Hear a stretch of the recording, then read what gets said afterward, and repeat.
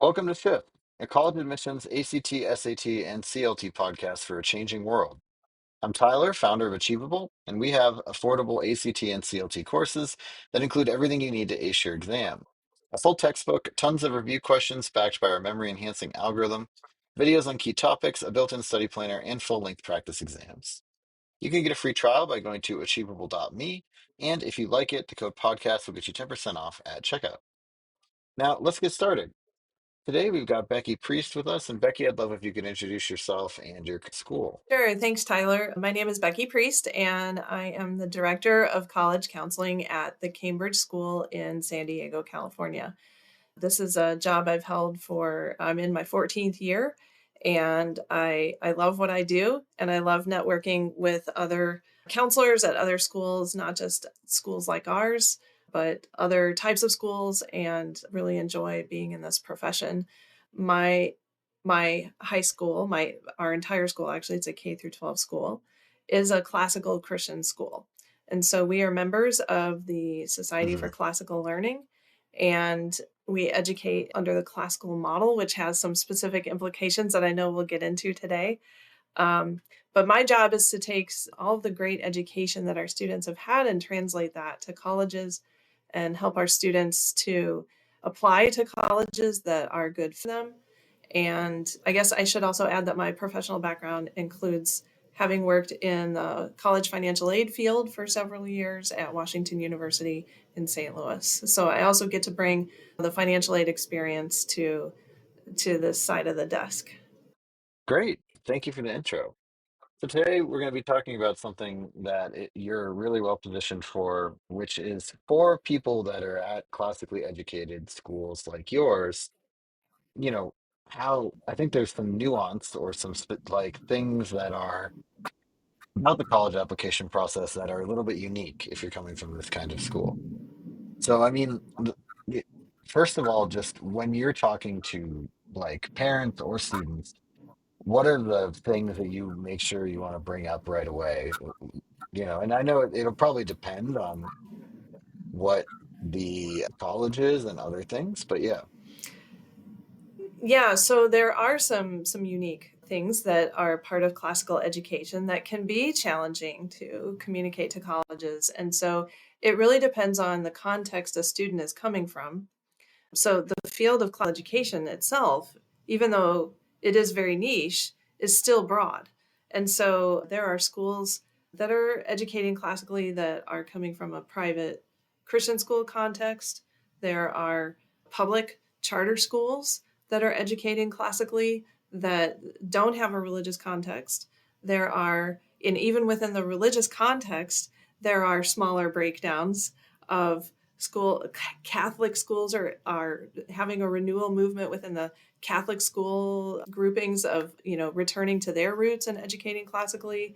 Then you've got your Protestant schools that have been driving the rise in classical education for the last 20, 30 years. You've got a large percentage of homeschoolers that are educating classically as well. And so it really depends on the context, because when you're coming from a school that, brick and mortar situation that has, students on campus, you're going to find some similarities, and you're going to find a commitment to um, of a foundational method of education that includes a certain pedagogy, and it includes understanding the whole person, and topics that are covered in the classroom are all going to be a little bit more unique. Classical education is broad, even within the niche of it being itself, and that Mhm. there's different models of classical education and different backgrounds and contexts that a student could be coming from. And so, but one of the things that you're going to find, if I just speak to a traditional school setting where students going to school every day with live teachers, there are going to be some commonalities among classical schools that do pose a little bit of a challenge in terms of communicating to colleges some of the strengths of that curriculum. And typically, they are pretty niche things that have to do with the type of pedagogy, the type of curriculum, and how classical education is really looking at the whole person model and educating in a Sure. way that may be a little more interdisciplinary and interconnected than, say, a traditional type of public school situation where you might find a lot more siloing between subjects and where maybe courses don't connect.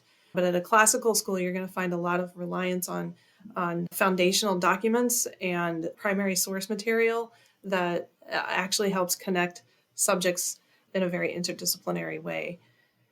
Yeah, I mean, that makes a lot of sense. I think it's also about like, figuring out kind of what it is that you have and how it can translate into what these other colleges are looking for, right? Can you tell me a little bit more about how you can identify kind of what the colleges perhaps are looking for? And, maybe it's by type of college, maybe it's by just like what you can find on their website, or even talking to the admissions officer. Like, what do you recommend in that regard? So I would also say that that there's a lot of variability in the type of college being applied to that would make a difference then in how a student might talk about their high school education. So if I can speak really broadly, I would divide Mhm. colleges into, say, the categories of your small liberal arts college that probably has a religious focus. So whether it's a Catholic school or a Protestant school, there are a lot of small liberal arts colleges that are very classically minded. Um, and then you have your large public universities that every state has. Those are usually the most affordable options for most students to consider. And that is really a model of education that is completely different than how most classically educated students have experienced academics. And then you've got highly selective colleges, which could also be public college. There's a few highly selective public colleges. It could also be there's a little bit of overlap. It could be a small liberal arts college, but when I'm speaking about highly selective colleges, I'm thinking about your like really research focused, internationally known universities like the Harvard, Stanford, Princeton, Yales of the world, that kind of thing. There are unique challenges in each of Mhm. those three categories to communicating the classical curriculum. And I think obviously the easiest connect is with your small liberal arts college that probably has a religious foundation, whether it's Catholic or Protestant or Jewish, or there's even Mhm. an Islamic college that very much values classical education, or secular, no religious connection at all. Those colleges are the ones that are the easiest for classically educated students to make a connection with, because they're already understanding some of the niche things that Mhm. are part of classical education, with the interdisciplinariness, the connectedness of the curriculum, the foundation, say, in having 4 years of Latin usually is a big part of, or Right. some other study of a language. I know students study languages at all kinds of high schools, but with the classical model, understanding the foundational root of Western languages is probably a big part of the curriculum. So those types of colleges Mhm. totally understand what's happening, because many of them also educate classically.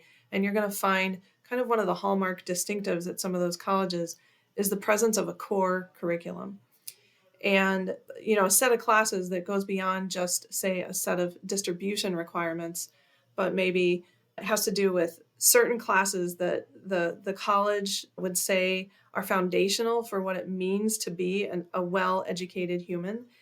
And one of the websites I really Mhm. appreciate that helps students find those types of colleges, there's two, I would say, but one that I really use and like and refer to my students to is one of the parts of the ACTA website, which is called whatwilltheylearn.com. That's the URL. And those Okay. colleges, those are ACTA has identified colleges that consider all of the disciplines, as being important for what it means to be a well-educated human across all the humanities and Mhm. math and science fields and languages. And they're really looking to identify colleges that do have those kinds of requirements in their curriculum. Those are the easiest colleges that Mhm. that classically educated students can bridge that gap to apply. Great. Yeah, I think that's a really helpful tip. And I also think that I mean, I guess my question to you following up on that would be like, if you're coming from a classical education high school, how much emphasis would you give towards colleges like that where it feels like more of a natural fit, or do you feel like you can still kind of apply wherever you want? Yeah, that's another big "it depends" answer because it really depends on what a Right. student wants to study. One of the benefits of classical education is that you really are well prepared to study almost anything. And that is one of the biggest challenges that, say, students from my high school have, is they don't want to select down to just studying one thing. I have students who are majoring in things that Mhm. sound completely disconnected. Like I have a student who's at University of California at Berkeley who's majoring in Latin and, and computer science. And those things seem diametrically Huh. opposed, but really what's at the root of both of those things is the discipline of formal logic, because Latin is a very logical, predictable language, and computer programming involves language. And so those things connect in the Right. realm of understanding formal logic, which is one of the hallmarks of classical education. Um, Right. That's so funny too, because one of my good friends from college actually was a Latin major and then became a computer science person as a professional. Yes, yes. And we have students that say study the intersection of math and philosophy, which again don't seem like they're related fields, but really, calculus and understanding higher math again relates to the field of formal logic within philosophy.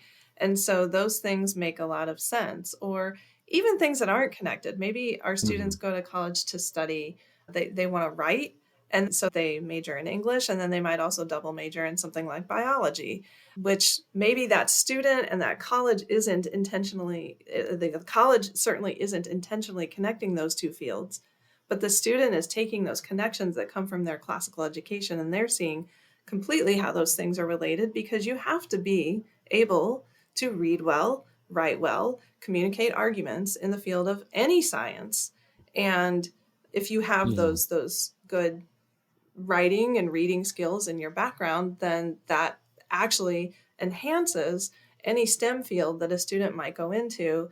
And our students that come from classical backgrounds often are going to college and being the kind of student that their peers who may have had more specific STEM courses in high school or more AP courses in high school than maybe a classically educated student has had. Our classically educated students are running circles around their peers because they can write well and communicate well. They're used to giving oral presentations, they're used to oral exams, they're used to having to defend arguments. And so they can write lab reports really well and make arguments really well, and all the things that you need to be able to do Mhm. in STEM fields. Yeah. No, I think that makes a ton of sense. And it kind of segues nicely into my next question, which is, you've already talked about logic and a couple of other things like, ability to communicate and deliver arguments. Are there other aspects of a classical education that might help you differentiate yourself from another applicant? I think those are the biggest areas, is just that typically students who are classically educated are often just on fire for almost every type of subject. We don't have a lot of students when I first meet with a student and I'm asking them, how's school going, what are subjects you're interested in, the most common answer I get from them is, well, Mrs. Priest, I'm interested in everything. I don't know how I'm going to decide what I want to do in college. And so we start talking about finding colleges where they can explore lots of interests, colleges that allow them to double major, colleges that allow them to have three minors, colleges that, are intentionally, you know, having interdisciplinary programs, which I'm starting to see more and more.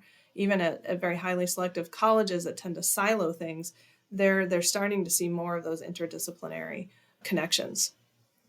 Yeah, that makes a ton of sense. And I think that is, I mean, at the end of the day, you should be thinking about your education and sort of you as an applicant having it's like a being classically educated is like a double-edged sword in a way, right? Like I think, or that there are things where you're going to be a lot stronger than a typical applicant, and there will also be things where maybe you're not doing what a typical or you don't have a background in it in the way that a typical applicant would, and so you just got to account for that, right? Like you want to play up your strengths and shore up.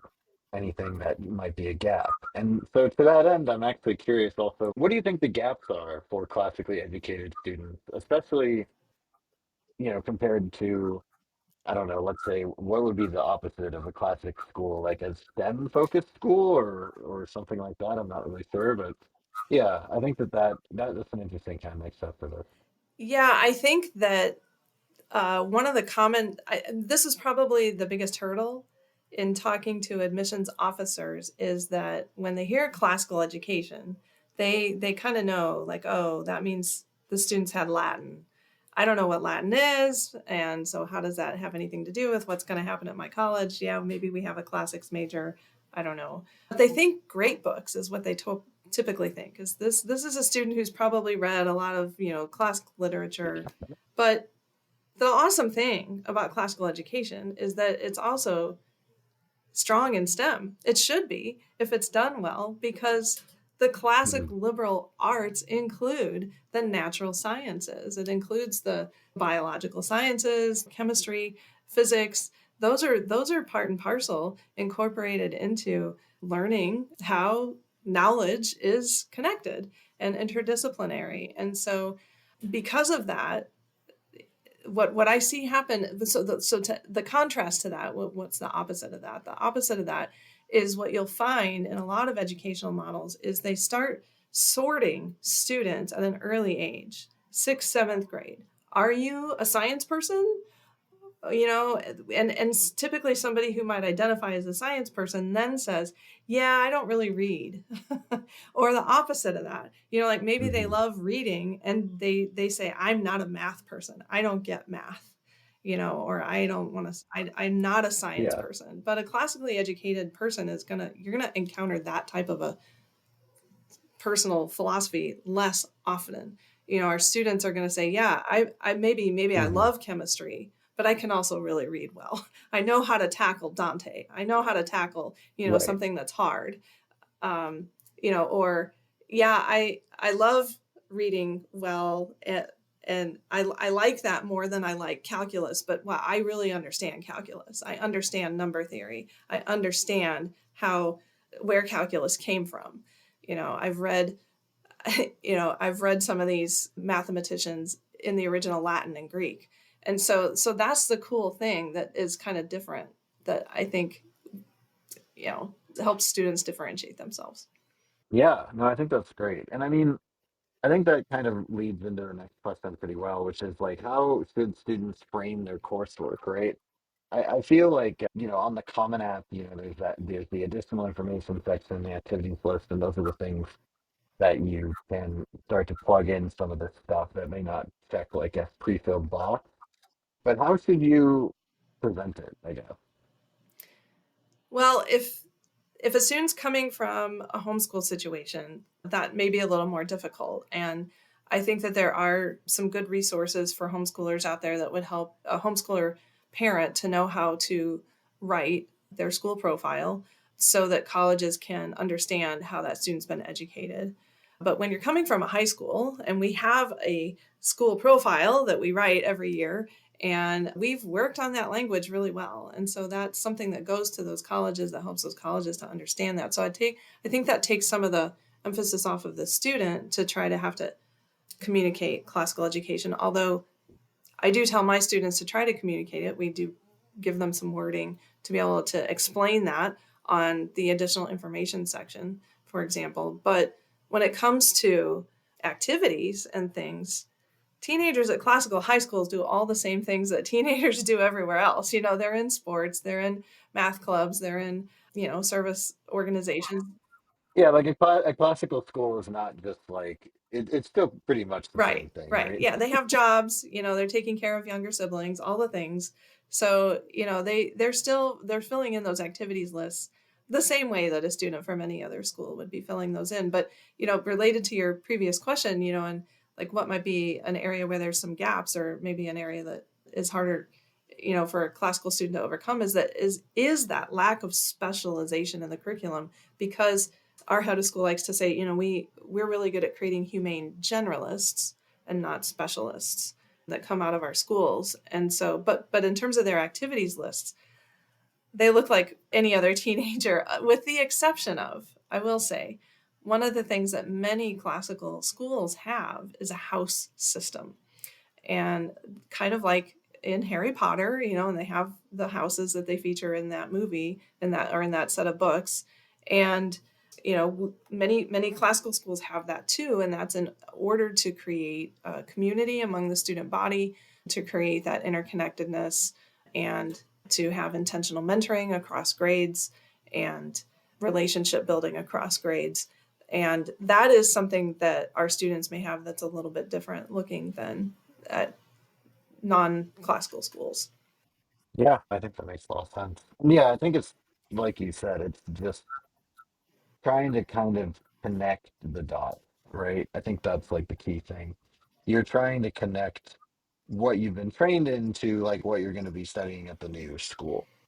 And I feel like a lot of that is like, I think that people kind of who maybe aren't familiar with it assume, like you said, that somehow STEM is not included in that, but it really is. And, the humanities and everything else. I mean, I guess college admissions officers should know better, but in case they don't, what strategies do you have to make that connection kind of obvious through the application? I mean, you can't just write, I studied Latin, which helps me with logic, which will help me pursue a computer science degree because computer science is logic based. I think you have to be like, I don't know, maybe you have to weave it into a story more. I'm not really sure. So again, it depends because I think what colleges are looking for from the student, outside of obviously you have to submit a transcript, you'll submit some letters of recommendation, you'll submit an activities list. But a big part of the college application process are the essays that somebody has to write. Not all colleges have essays, so for many students they can just submit an application and then they're just considered based on their high school coursework. So at a classical school, the high school coursework usually looks pretty strong because there's been a core curriculum that's been adhered to throughout, really probably since sixth or seventh grade, that translates all the way to 12th grade. And so college admissions officers can see a depth and a breadth in that curriculum.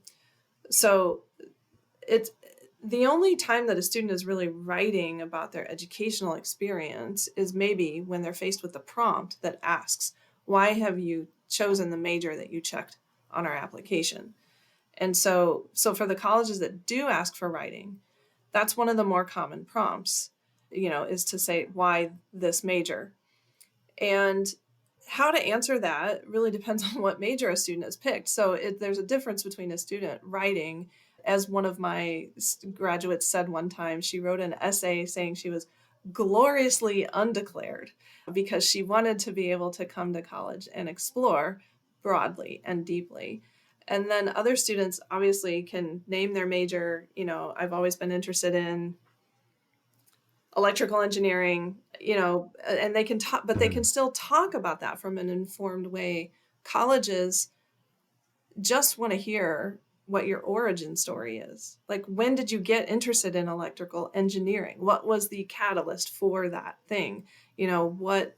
What made your heart beat for that? So a student gets sometimes 100 to 300 words, which is not a lot of space to explain why they're interested in that major. And so then there's not really room to explain this great, amazing education that they've had with classical education. They just need to say, like, yeah, physics class was cool. I really love the electricity unit.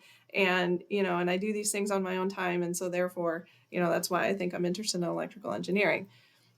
That's pretty cool. Okay. So that makes sense. I mean, I think that basically, you've got to just kind of tell the same story that you would anyway, but you can just tie in your Yes. coursework. And, maybe you're taking special attention to tie in some of the classic coursework into Yes, your story. exactly. And so most of the other prompts that college students are faced with in terms of writing for college are really asking them personal questions. Things like, tell us Mhm. about a time when you faced, meaningful disagreement, or tell us about a time when you know, overcame an obstacle, or tell us about a time when you collaborated and worked with others, or tell us about your favorite extracurricular activity, or tell us something about your background, identity, and family history. So those are some of the common prompts outside of the why this major and the why this college prompt. The rest of them can really be all over the place. It's really the rare prompt that is asking them something academic or asking them to respond to some kind of Hmm. like maybe a quote from an author, and the student is asked to respond to that. Those prompts are actually not out there that often. And when they are, you will typically find them Right. at the colleges, either at an honors college additional application that is asking that student to show that they are ready for that level of deeper academics in an honors college. And so they are going to be asked to respond to a very academically oriented quote from an author or at a great books college. Yeah, and so that's actually a good segue into a question I wanted to ask about just like writing the essays, right? Because I feel like there's going to be some essays, like the ones you mentioned, where it's respond to this quote that I feel like classical students are going to be better suited for or like better prepared for. And then there are going to be others that might be kind of more, for lack of a better word, standard that they might not be. And so, what tips do you have for people and their essays, essentially? The best tip I can give for students when they think about their essays is they really need to be personal. That the student should not hold back in explaining why they're interested in something or how they think about something. If you give kind of a formal sounding answer or you write what you think a college wants to hear, those tend to be a little more impersonal feeling, a little more stilted, and certainly to not have artificial intelligence write your essay for you because they can't they can't write in a personal way yet. Maybe that's coming, but and I know students can tweak things and say and give it back to AI and say, no, now make it like this or now tweak it this way. But it the best essay comes from a student just sharing their thinking process. And so sometimes when I'm helping a student with their essay, it's a matter of kind of tapping into that student's own self realization of, oh, I do think this way, or I do have this particular, say, going back to the major prompt, this catalyst that made me interested in electrical engineering that I'd kind of forgotten about, like, oh, this thing that happened all the way back when I did something Hmm. with my dad when I was 9, like it's tapping into that personal story, and I think communicating in a way that shows that college, I'm ready to come to your college, I'm ready for the academic rigor of college, I'm going to contribute something because I'm a unique individual, and here's the piece of my story, Hmm. and now I'm going to come to your college and want to get along with people and be kind and be a good listener and not cause problems. I tell my students all the time, colleges ask some of the questions they ask, especially the one that says, tell us about a time when you had a meaningful disagreement with somebody, because they want to make sure you're going to come to their college and not be a jerk. Like, can you get along with others? Can you listen? Can you empathize? Those skills are valued by colleges. And so if students can, it's a matter of sometimes of tapping into that student to get them to realize, like, oh yeah, I have had times when I've thought differently than someone else, and here's how I dealt with that inside of my own head or in a conversation with that person. Yeah. Yeah, that makes a lot of sense. I mean, I think at the end of the day, it's about, use your classical writing Yes. skills, right? And and I think that you want to also probably be thinking about, I don't know. I mean, would you say it's fair to say you should almost think about this like an argument that you're trying to present, like arguing that you should be admitted, or is that not the right perspective on this? I think yes, there's a good case to be made. I tell the students, like, yeah, you do need to show the college, but I call it making a declarative statement. It's just saying, like, I'm good at this thing. Yeah. I've done this. I have what you're looking for, and then supporting that with evidence. So that would be the logic of writing that essay, but it still has to be personal. And so I think one of the things that is harder for some classical or students coming from classical schools at least is that they haven't done a lot of personal writing throughout high school. And so getting them to access that personal story or that, and to understand, like, you have to make this specific to you, and that is actually what the college wants to hear. Sometimes that's a little bit of a challenge. I want to also like switch gears a little bit. I have another question to ask you, which is about some of the unique things that classical education students do, like your senior thesis, or like a great book seminar or Socratic discussions, things like that. How do you recommend people present these in their application to get sort of the maximum, I guess, like credit for how rigorous they actually are? I the best way for students to present those things is just to name them. And so I Not to like dig into Right. it. So, senior thesis is something that's pretty common among most classically educated situations, whether it's homeschooled or traditional situation. So, I think it's a matter of stating it to colleges in a factual way. So, how I say it to my students is you need to just put on your additional information section. It's a graduation requirement at my school Uh-huh. to write a fill in the blank number of pages, 10, 15-page senior thesis that I publicly defend in front of the entire school community. And, my topic for my thesis is this, or at our school, senior thesis varies from school to school, obviously. So some schools let students pursue kind of an independent project, and other schools like ours really focus students on kind of synthesizing their entire K through 12 education, and answering some of those big questions like what does it mean to be human? And so that's what we're doing at Right. our school. And so it's not their own personal topic; it's more drawing from the readings and the things that they've had. So we just talk about that, like just state that on your application that this is what you have to do, because having to write and defend a senior thesis is not a common experience, and so you need to just say it. Yeah. And I think that, makes a lot of sense to just kind of acknowledge what's different. And, because they're gonna, I mean, college admissions officers are not dumb. You're probably not the first person to apply from your school to that Right. college. So they're gonna know that it was different, right? Like the best thing to do is to acknowledge it, and instead of trying to downplay the differences, try to just like acknowledge how you got what you needed with the differences Right. And I think included. so some other things besides senior thesis that I also have my students communicate to colleges, for example, is that exactly what you said a few minutes ago is the Socratic discussion.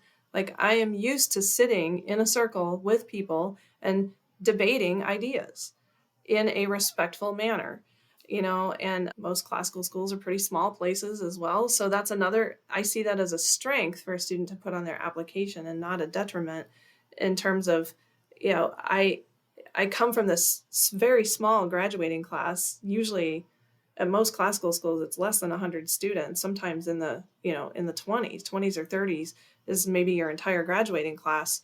And I think that's good to communicate to a college, I've been with these same people for a very long time, which means not that I'm insulated, but it means that I have to get along with them. Like we've learned to be one big giant family. And yeah, the, this guy annoys me a lot, but I love him to death, and so to be able to communicate something like that is like I know everything about him. I know that he's, kind of rude in this way, or she's kind of annoying in this way, but I love them for it, Hmm. and we're best friends anyway. Like to say that, like I know how to get along well with other people, coming from a small environment and coming from a place where we've had to Hmm. discuss with each other on a daily basis, I think is a good thing to communicate in those college applications. Because colleges do care about those things. Like I said, they want to make sure that you're going to come there and not be a jerk. Yeah. Yeah, that makes a ton of sense. And I think that, you know, I mean, I think that usually people trained in those kind of places are pretty polite, but I still understand what you're getting Yeah. at, right? They just, that's kind of a thing they're worried about no matter what. I wanted to also ask about essentially like another big difference between classically educated students and call it like public school educated students is the difference in learning environment. Classically educated students often are more offline nowadays than those in, you know, I guess public schools are like, I don't know, secular schools. And then the other thing is there's like a difference in like the material and things like that. But I think it's also just like the familiarity with like modern tools. And so I'm curious if you think that's an overblown concern or not. And then if it isn't, then how do you kind of demonstrate that you are ready, to go from Latin to computer science or Yeah. whatever you want to do? Yeah, gosh, I could give a long answer to that. Students today need very little training in because they're digital natives. They're just born with it. And so we don't have classes, for example, on how to, use Excel spreadsheets. And Mhm. we haven't had phones in our classrooms since the founding of our school. So, I know that's kind of that's a newer development that's probably good nationwide is that cell phones are being banned during the school day, but like we haven't had that from the beginning. And I think Right. that allows students to have that sustained attention. But the minute school's over, kids are on their phones. Like they don't need to be trained on how to make videos or use technology or things. It's just there.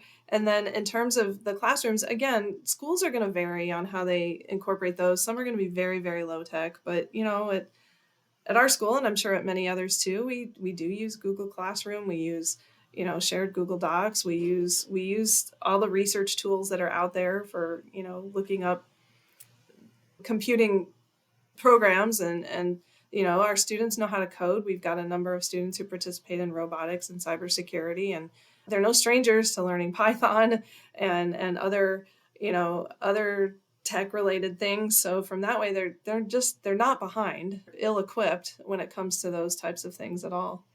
Right. Yeah, then I think that was kind of what I expected, but it's a good thing to ask about. And the last question I have for you today is about just like the last piece of the puzzle here. We've talked a bit about, kind of adapting your transcript, adapting your essays and writing style, things like that. The last part of it is recommendation letters. And so are recommendation letters really any different with classical school teachers? Like, do you find that you've got to coach them a bit more or in a certain direction, or do you think that they're pretty much the same? I don't I don't need to coach most teachers on how to write letters of recommendation other than just, they might at least not from a classical perspective because they they know what they want to say. I have a handout where I kind of illuminate the differences between a counselor letter and a teacher letter and the things that teachers should focus on, like the teachers need to answer the questions like who is this student in the classroom, what type of learner are they? How do they Mhm. interact with the course material? That's pretty standard at any type of school. Whereas the counselor letter is supposed to shine a light on, who the student is in the larger community. Now, do teachers talk about that too? Yes, of course, especially if they've also coached the student in a sport or in a particular club or something like that. Or in our school, for example, the teachers will talk about if they've been the faculty person over the house that the student is in, when I said we had a house system. So, they will talk about who that student is in the community as well. But yeah, I think the teacher letters are pretty much, very similar to a teacher letter that would come from any other school situation, other than maybe talking about the Great, depth of the coursework that the student has interacted with. great. Is there anything that we missed that you want to make sure that we covered? I can't think of anything. I think you've asked some really good questions, and I've enjoyed just talking about talking about what we try to communicate as a classical school to different types of colleges. Yeah, fantastic. Well, thank you so much. This has been Shift, a college admissions podcast for a changing world, hosted by Tyler from Achievable with Becky Priest from the Cambridge School. And you can get a free trial of Achievable's ACT and CLT courses by going to achievable.me.